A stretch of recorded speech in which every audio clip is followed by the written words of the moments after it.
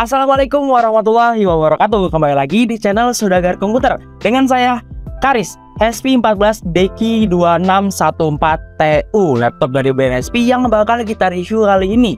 Kita sama-sama tahu lah ya kalau HP 14 ini adalah seri mainstream dari HP yang emang peruntukannya untuk penggunaan komputasi harian, kantoran, sama rumahan. Laptop ini punya harga di 6 jutaan aja dan dia udah membawa storage yang cukup gemuk.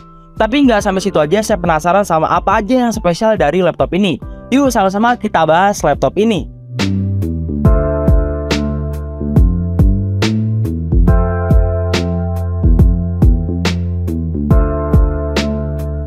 Oke teman-teman, seperti biasa sebelum kita banyak bahas laptop ini, temenin saya buat unboxing laptop ini dulu. Yuk langsung aja kita buka, kita lihat dapat apa aja.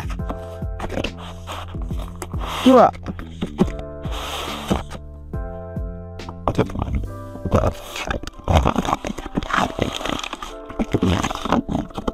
Dan di dalamnya nggak ada apa-apa lagi. Singkirin dulu kabisnya. Ya, kita lihat dapat apa aja. Oke teman-teman, ini kita langsung dapat charger. Ini ada kabel power sama adapternya. Dia modelnya terpisah kayak gini. Terus di sini juga ada apa nih di surat ini teman-teman. Ini perisian sih isinya ini adalah buku manual ya teman-teman. Ini sama kartu garansi. Nah, bicara soal garansi, laptop ini punya garansi selama 1 tahun. Itu udah waktu yang lumayan lama tuh kalau teman-teman beli laptop ini, dan suatu saat misalnya dipakai tiba-tiba ada kendala, teman-teman bisa klaim garansinya aja ke service centernya, bawa kartu garansinya. Nah, ini dia laptopnya, tapi karena ini berantakan, saya bakal rapiin ini dulu kayak gini. Oke, ini dia laptopnya. Pasti banyak nih di antara kita yang udah nggak asing sama seri HP 14S ini. Menurut saya laptop ini adalah salah satu laptop tercantik juga, karena dia punya desain dan tampilan yang menurut saya lebih keren dibandingkan kompetitornya. Tapi saya nggak mau bahas itu dulu, mari kita bahas dari spesifikasi intinya dulu. Laptop ini menggunakan prosesor dari Intel Core i3 1115G4. Prosesor dari Intel yang udah menggunakan teknologi 10 nanometer super fin. Punya 2 core 4 thread dan prosesor ini punya kecepatan up to 4,1 GHz. Prosesor yang ciamik banget karena udah membawa grafik terintegrasi Intel UHD grafik untuk generasi ke-11.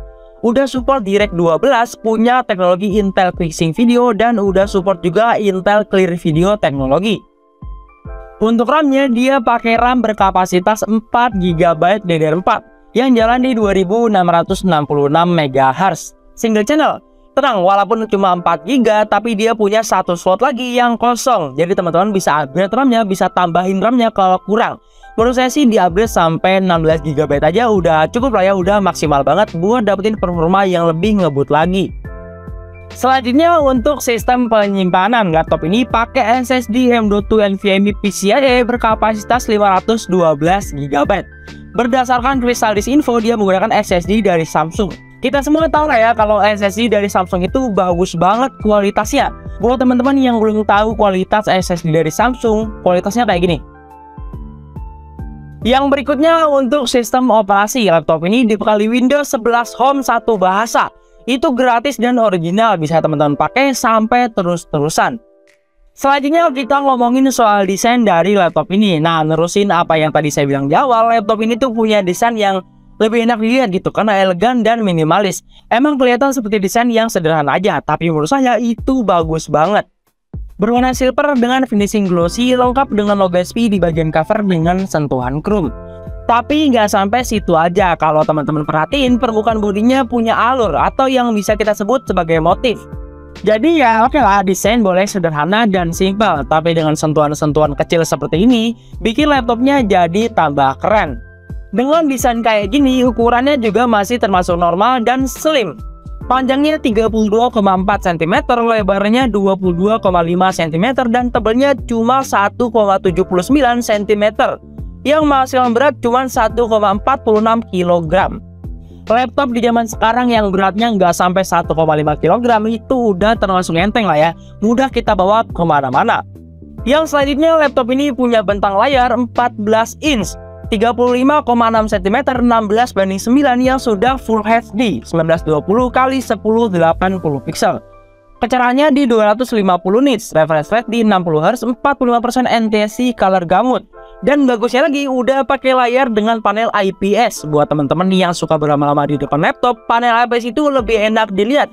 Jujur saya lebih menyukai panel IPS dibandingkan panel TN karena warna yang dihasilkan lebih bagus dan lebih enak gitu diterima sama mata. Dan sama kalau misalnya teman-teman lihat dari berbagai sisi, warnanya lebih konsisten. Dengan harga 6 jutaan, saya pikir dia bakal bawa panel TN. Karena laptop sekarang biasanya kayak gitu. Spesifikasinya udah bagus, tapi layarnya masih kurang. Tapi nggak, dengan yang satu ini, HP tetap kasih layar yang bagus buat teman-teman. Oh ya, layarnya juga udah terasa luas banget karena frame-nya di sini udah tipis banget. Kecuali di bagian atasnya yang agak tebel sedikit karena ada webcam yang punya resolusi 0,9 megapiksel 720p. Kualitas dari kameranya kurang lebih seperti ini, teman-teman bisa nilai sendiri. Masih bisa banget dipakai buat Zoom meeting atau Google Meet. Lumayan jernih emang webcam dari laptop HP ini. Sejauh saya cobain banyak webcam di laptop murah, laptop HP ini webcamnya jadi salah satu yang paling saya suka. Kita turun ke bagian keyboardnya. Nah, keyboardnya di sini nggak banyak berbeda dengan seri HP yang lainnya. Keyboardnya pakai model chiclet. Bagusnya lagi, keyboardnya juga udah punya backlit. Tombol-tombolnya juga udah cukup besar. Feel saat ngetik juga cukup oke karena jarak antar tombolnya ada tapi nggak jauh-jauh banget. Jadi nyaman nih dipakai buat ngetik cepat. Dan keyboard ini cukup membantu buat teman-teman yang ada gangguan di mata karena hurufnya di print lumayan gede. Tombol powernya juga terpisah ditaruh di pojok kiri atas. Jadi kalau lagi ngetik nggak usah takut kepencet. Turun lagi ke bawah ada touchpad. Touchpadnya ini nggak center teman-teman, tapi letaknya sejajar dengan tombol spasi. Dan touchpadnya ini lumayan lebar teman-teman karena dia udah support multi gesture. Jadi pas jari kita lagi bebarengan 2 atau 3, space-nya masih cukup banget. Oh ya, saya sering banget nih lupa ngasih tahu kapasitas baterai. Laptop HP Deki 2614 ini punya baterai berkapasitas 3 sel 41 Wh yang HP klaim mampu bertahan sampai 9 jam 45 menit. Hampir 10 jam tuh. Itu udah waktu yang lama banget. Dan kapasitasnya juga udah cukup lah ya buat menunjang kebutuhan harian kita. Berikutnya kita cek kelengkapan port dari laptop ini. Di sebelah kiri cuma ada slot SD card doang.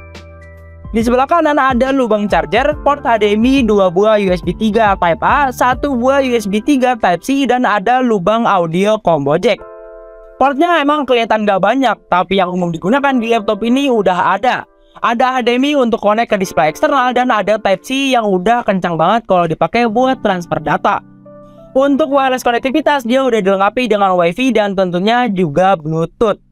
Untuk audionya laptop ini dilengkapi dengan speaker yang punya arah keluaran suara ke atas karena speakernya ada di atas keyboard. Ternyata untuk laptop dengan harga 6 jutaan suaranya udah lumayan bagus, nggak asal kencang aja, enak diterima kuping. Kurang lebih suaranya kayak gini.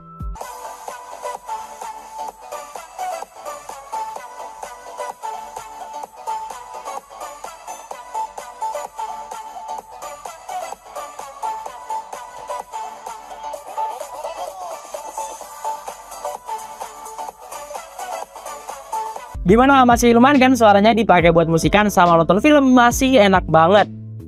Nah, akhirnya kita tiba di pengujian performa. Nanti kita bakal tes gimana performa dari laptop ini. Kita bakal uji di beberapa software benchmark dan nanti kita juga bakal jalanin beberapa game untuk tahu gimana sih laptop ini kalau dipakai buat main game. Kuat atau enggak? Yuk langsung aja kita uji. Pertama kita tes di Cinebench N15. Kita looping 10 kali dengan charger.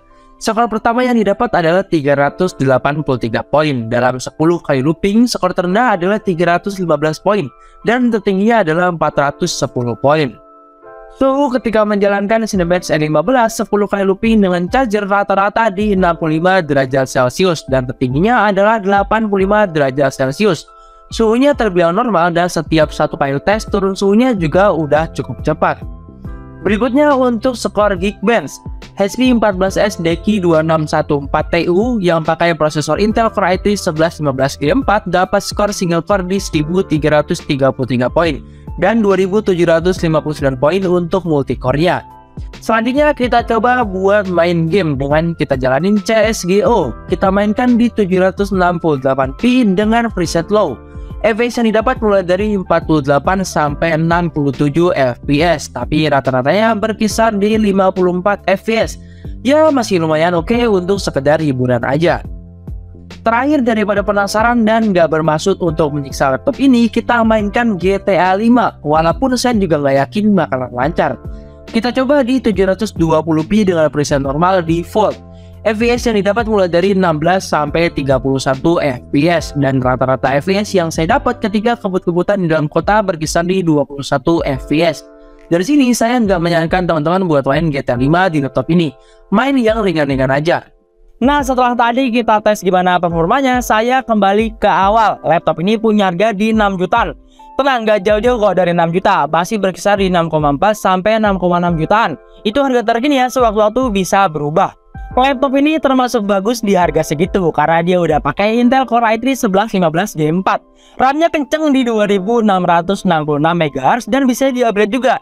SSD-nya juga bagus dan juga bisa di-upgrade. Layarnya juga udah Full HD dan pakai panel IPS. Keyboardnya juga nggak sepi karena udah punya backlit. Menurut saya ini jadi salah satu laptop yang worth it banget di harga 6 jutaan buat saat ini. Buat teman-teman yang lagi cari-cari laptop di harga 6 jutaan, laptop ini saya rekomendasikan buat teman-teman.